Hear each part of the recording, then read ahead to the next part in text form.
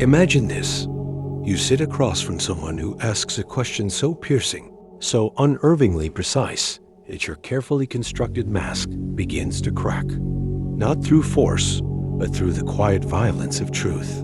Nietzsche understood this power, the art of interrogation as a scalpel, slicing through pretense to expose the raw nerve of being.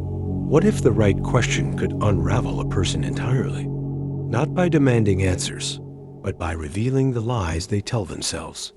What would remain when every defense is stripped away? The silence that follows is where the real confession begins. Why do we cling to our illusions so fiercely?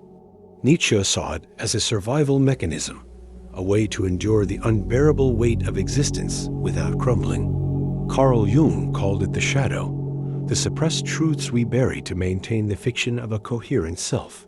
Society rewards conformity, not confession. We wear identities like armor, terrified of what might crawl out if the seams split. But what happens when the questions dig too deep?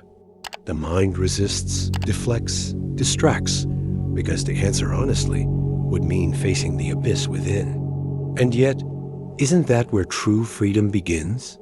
The cost of this evasion is a life half-lived, a hollow performance where authenticity withers. Cognitive biases like confirmation bias and the backfire effect lock us deeper into self-deception, while social conditioning rewards those who play their roles without question.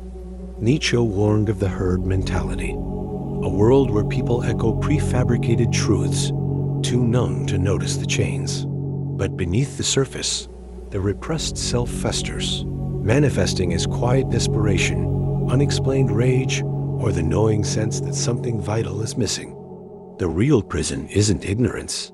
It's knowing the truth and still choosing the lie. The escape begins with a single act of defiance, asking the questions that terrify you. Nietzsche's remedy was philosophizing with a hammer, shattering comfortable delusions to uncover what remains standing. The Stoics practiced persuasion, relentless self-examination. Sartre stared into the void until it stared back and blinked first. This is not about answers, but the courage to stand in the fire of uncertainty. Start with the most dangerous question. What if the person I pretend to be is the reason I'm still trapped? The mask won't fall without a fight, but beneath it lies something wild, unchained, and alive. Here is the unbearable, liberating truth. You are already free. The chains were never locked, only held in place by your own grip.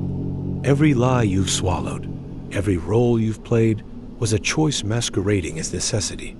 Nietzsche's Bermensch isn't a distant ideal, but the self you become when you stop begging for permission to exist. The questions were never weapons. They were mirrors. Stare into them long enough, and the reflection begins to move on its own.